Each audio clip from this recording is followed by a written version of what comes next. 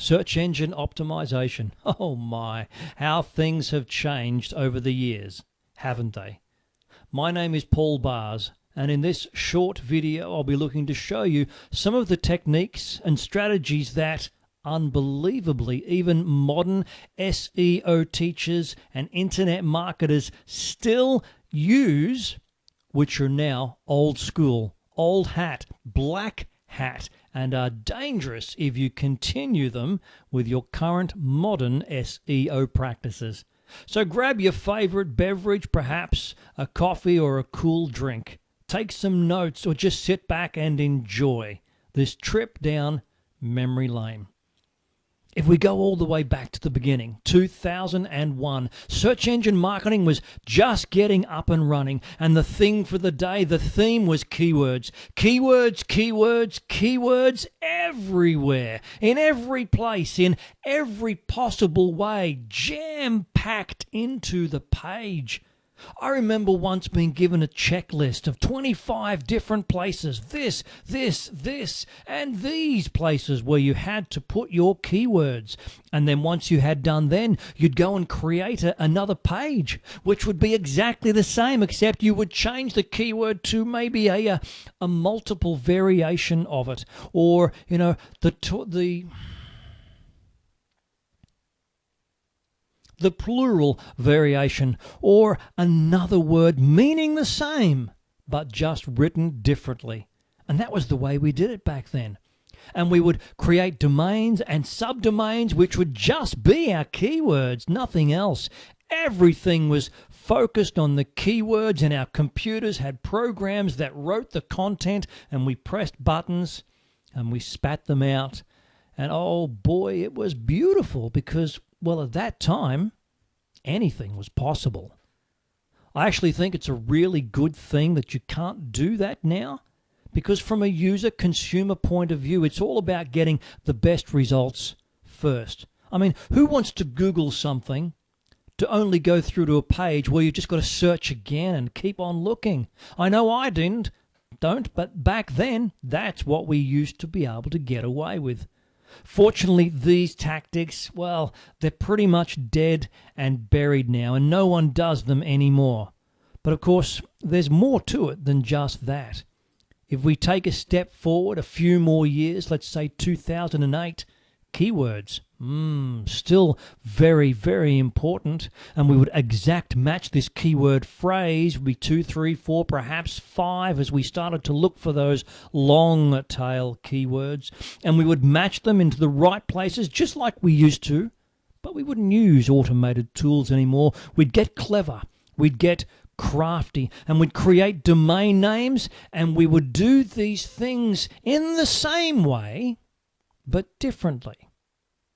I remember one time someone saying, and this was unbelievably just recently, well, Paul, shouldn't I be underlining that keyword, bold-facing it, making it in italics to make it stand out? I've got a plug-in on my website that tells me I should do that. Do you know what I said to them? Get a new plug-in, because no, you don't want to make it look silly. Not for the customers. Imagine you go through all the work and you do get some good SEO results, and someone clicks through to your website. What is it that you want to happen then? Have them buy from you, have them contact you, have them get involved or get engaged. You don't want them to look at your content on your website and go, hey, this guy or this girl, they're silly. Look at how messy this page is. And we used to write our content, and we would create links every single place and fill up every on-page ranking signal we could possibly get our hands on. We had maybe 150 or so, and there are over 200 of them now. The thing is this. The way things have evolved and changed over the years have come down to one simple thing: the UX, the user experience. So these practices that you can see on the screen right now, whilst they still have their place, they are secondary to the user experience, to customer-focused search. That's what it all comes down to now. Yes, we still need to do keyword research. Yes, we still need to find out what people are looking for. But then Now, we don't just put it here, put it there, and do what we were told in the checklist. Now we work a little bit harder. Here's what writing for SEO in 2018 looks like. The most important thing that you need to do once you've done your research, once you've found out what people are looking for, you've got to ask yourself the question, what do they really want? I've always said in my workshops and seminars, we have to find out not just what people are looking for now, but what do they really want, and, this is key, what else would they like to know?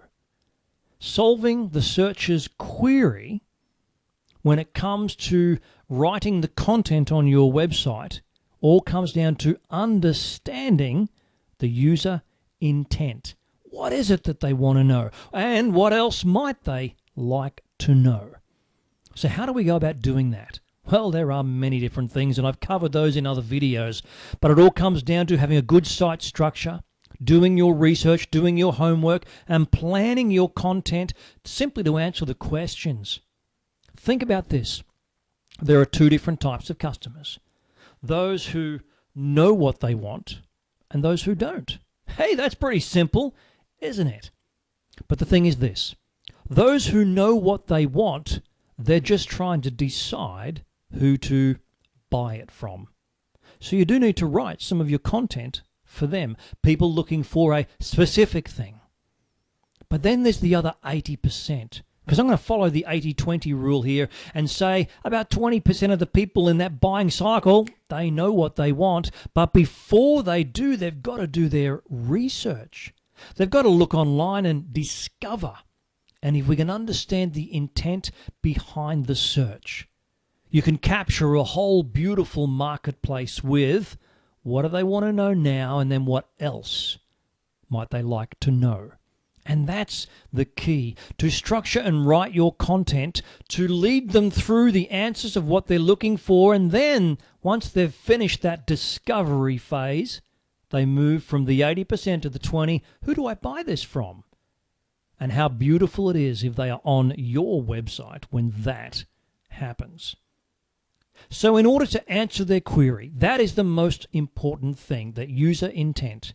And yes, there are, you can see here, item 3, still some very important technical things that need to be done. Actually, there's a lot of important technical things on speed loading time and SSL certificates and site structure technically as well. All of those things still play a part. Yes, that's very, very important. But there are the most important things.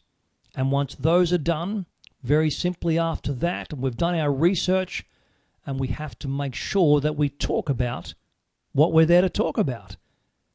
Someone recently said to me, well, Paul, shouldn't I still do this, shouldn't do that, shouldn't I do this and this? I said, well, yeah, but hold on a minute.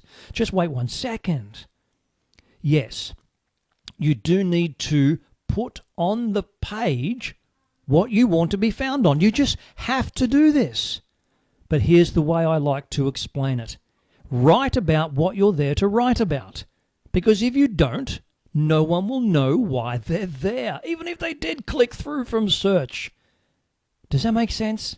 Write about what you're there to write about. If you really want to get into the nitty-gritty and you're worried that you may have, perhaps used a particular keyword too many times, then do a search and replace. Copy your text to a Word document, do a search and replace, and just replace whatever that keyword is with, in bold, black, uppercase letters, keyword phrase. And if you find then that as you're looking through and you can keyword phrase, and as you're looking and you keep reading keyword phrase, and for some silly reason keyword phrase keeps popping up, keyword phrase, and it's looking silly and stupid, chances are it's in there too much. And maybe you ran it through some kind of scanning program and it said it's in there too much. So look at it from the semantic search point of view.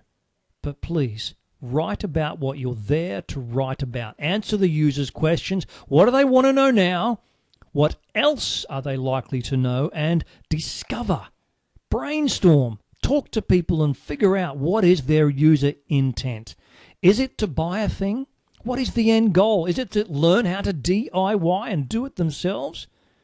whatever it is, write your content for Google. Sorry, apologies. Write your content for the customer. Think about this as a final thought. Google wants to please their customers. I like to employ what I call the one-click philosophy. Google says, someone comes to us and we search, we want them to click something once, and they've found what they're looking for. I mean, that's got to be the ultimate goal of a search engine, isn't it? To deliver what their customers, their users, their searchers are looking for the very first time. Google doesn't want them to go back and keep searching, because if they do, it means they delivered a bad result. So what do you have to do? Your keyword research, and then deliver the content which answers that. What do they want to know now, and what else they might like to know, so that when Google sends them through to you, they get what they want. That's how you make Google happy, by keeping their customers happy. All right, folks, this is Paul Bars from paulbars.com. I'm going to sign off on this fascinating little trip down memory lane. Amazing how much things have changed in search over the years, thankfully for the better.